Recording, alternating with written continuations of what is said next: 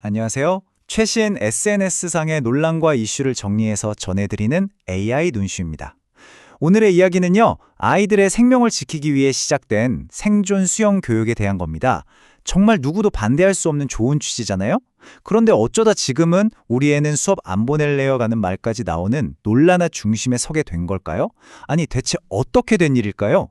오늘 이 좋은 아이디어가 왜 이런 현실에 부딪혔는지 한번 제대로 파헤쳐 보겠습니다. 이 생존 수영 교육, 사실 그 시작은 우리 모두의 가슴 아픈 기억에서 비롯됐죠. 다들 기억하시는 2014년 그 참사 이후에 다시는 이런 비극이 없도록 하자. 우리 아이들에게 최소한 물에 빠졌을 때 스스로를 지킬 힘이라도 길러주자. 이런 정말 숭고한 마음에서 시작된 정책이었습니다. 이 목표 자체에 반대할 사람은 아무도 없었을 거예요. 그런데 말이죠. 이렇게 좋은 뜻으로 시작한 정책이 정말 누구도 예상하지 못했던 데서 딱 하고 걸려버린 겁니다. 모든 논란에 불을 붙인 한마디, 바로 이거였습니다. 친구 앞에서 옷 벗기 싫어요. 자, 옷 벗기 싫다. 이게 어른들이 보기에는 그게 대수라고? 할 수도 있잖아요. 근데 이게 사실 아이들에게는 어마어마한 딜레마의 시작이었던 겁니다. 먼저 아이들 마음속으로 한번 들어가 보시죠. 기사를 좀 자세히 보니까요, 우리가 진짜 놓치고 있던 아이들의 속마음이 보이더라고요. 요즘 아이들 다들 아시겠지만 성장이 진짜 빠르잖아요. 초등학교 3, 4학년만 돼도 벌써 사춘기가 오면서 자기 몸에 대해서 굉장히 예민해지기 시작한다는 거예요. 그런데 여러 친구들이랑 다 같이 쓰는 탈의실, 샤워실, 이런 공간에 들어서는 것 자체가 아이들한테는 엄청난 스트레스이자 하나의 거대한 심리적 장벽이 되고 있었던 거죠. 아이가 이렇게 힘들어하니까 결국 부모님들이 나서는 거죠. 한 학부모님은 이렇게 말씀하시더라고요. 아니, 생존 수영 취지는 너무 좋은데 우리 딸이 수영복 입는 것 자체를 너무 부담스러워해요.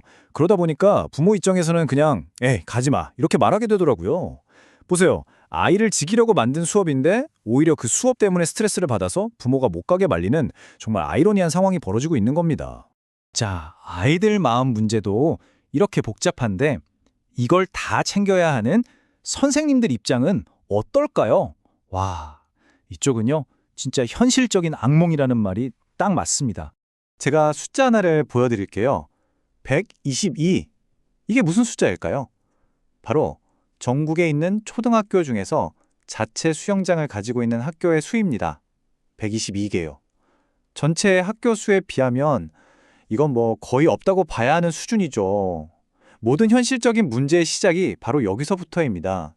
인프라가 없는 거예요. 학교에 수영장이 없으니 당연히 돈 문제가 따라오겠죠. 한 현직 선생님이 말씀해 주셨는데 이게 정말 놀랍습니다. 학생 180명 데리고 딱 10시간 수업하는데 드는 비용은요? 무려 1,000만 원이래요. 1,000만 원. 아니, 10시간 가르치는데 1,000만 원이라니. 이거 뭔가 굉장히 비효율적인 구조라는 거죠. 이게 그냥 애들 수영장에 데려다주고 끝? 이게 아니에요. 선생님들이 해야 할 일을 한번 보세요. 일단 수업할 사설 수영장을 찾아다니면서 예약을 해야 되고요. 자격 있는 강사님도 따로 모셔야죠. 버스 빌리는 것도 보통 일이 아니에요. 한 대당 50만 원씩 한대요. 혹시라도 사고 나면 어떡해요? 수백 명 아이들 안전 책임, 법적 책임, 이 부담감은 또 어떡하고요? 거기다 수영장에 원래 다니던 회원들이 애들 때문에 시끄럽다고 민원 넣는 것도 다 받아줘야 하고, 수영 끝나고 왔는데 드라이기도 못 쓰게 해서 애들 머리는 다 젖어 있고, 마지막으로 가기 싫다는 애들은 또 어르고 달래서 설득까지 해야 합니다. 와, 정말 일이 끝이 없죠? 자, 상황이 이렇게 복잡하게 돌아가니까 온라인, 그러니까 SNS에서는 어땠을까요? 말할 것도 없죠. 엄청나게 뜨거운 논쟁이 벌어지기 시작했습니다. 의견이 정말 딱 두 개로 갈려요. 먼저 찬성하는 쪽은 이건 목숨을 구하는 기술이다. 어렵다고 포기하면 안 된다. 이렇게 아주 강하게 주장합니다. 그런데 지금 방식에 반대하는 쪽은 이건 그냥 돈 낭비다. 애들이 안 한다는데 무슨 소용이냐 하면서 현실적인 문제를 꼬집는 거죠. 정말 팽팽해요.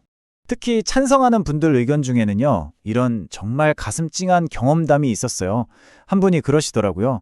어릴 때 형이랑 강에 빠져서 진짜 죽을 뻔했는데 그때 학교에서 배운 수영 때문에 살았어요. 이건 정말 꼭 해야 합니다. 와, 이런 실제 경험담 앞에서는 사실 다른 어떤 말도 힘을 잃게 되죠. 하지만 그렇게 소중한 가치 바로 뒤에는 또 이런 정말 뼈아픈 현장의 목소리가 있습니다. 한 선생님이 SNS에 올리신 글인데요. 6학년쯤 되면요, 반에서 절반은 수업 안 들어요. 특히 여학생들이요. 그래서 작년에는 그냥 포기하고 교실에서 이론 수업으로 바꿨습니다. 라고요. 아무리 취지가 좋아도 현장에서 이렇게 외면받으면 이게 무슨 의미가 있을까요? 이게 바로 이 정책의 현실을 보여주는 거죠. 자, 그럼 이대로 포기해야 하는 걸까요? 이렇게 좋은 취지와 답답한 현실, 이 사이를 메꿀 수 있는 더 좋은 방법은 정말 없을까요? 바로 이때 한 20년 차 베테랑 선생님께서 정말 기가 막힌 아이디어를 하나 제안하십니다. 바로 수영 바우처 시스템이에요. 아이디어는 아주 간단해요.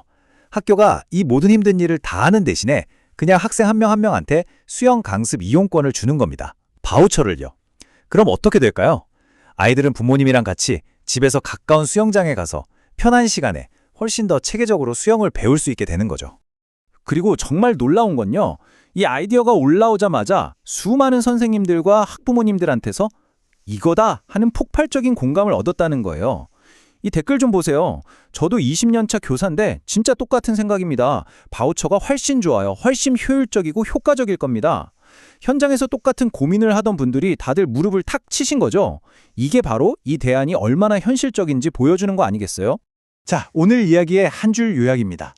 아무리 좋은 뜻으로 시작했어도 그 실행 방법이 현실과 동떨어져 있으면 성공할 수 없다는 것.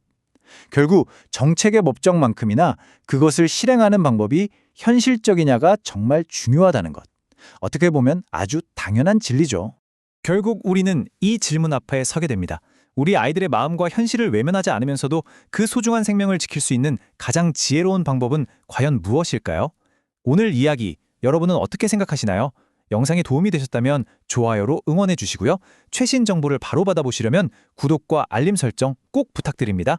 지금까지 논란과 이슈의 논슈였습니다.